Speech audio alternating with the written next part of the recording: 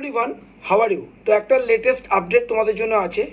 তো আমাদের রাজ্যের মানে ওয়েস্ট বেঙ্গলের প্রাক্তন গভর্নর, ঠিক আছে, গভর্নর এবং আমাদের উপরাষ্ট্রপতি, vice president, India's vice president Jagdeep Dhankhar resign দিয়েছেন, has resigned from his post with immediate effect.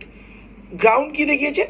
উনি বলেছেন যে আমি মেডিকেল এমার্জেন্সি, হেলথ কজ এবং মেডিকেল অ্যাডভাইসের জন্য তিনি ডক্টর মেডিকেল অ্যাডভাইস দিচ্ছেন, রেস্টের দরকার, তাই তিনি রিজাইন দিয়েছেন।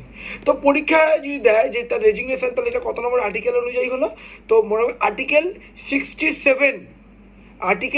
67 ক্লজ এ। এটা কিন্তু পরীক্ষার জন্য খুব গুরুত্বপূর্ণ। তার রেজিগনেশন কাকে দিয়েছেন?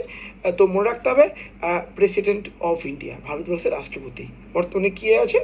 দ্রৌপদী মুর্মু। তো এরকম আপডেটসগুলোর জন্য তোমরা অবশ্যই করে এই ইনসাইটস ডব্লিউবিসিএস ইউটিউব চ্যানেলটি ফলো করো, লাইক করো এবং শেয়ার করো। Thank you.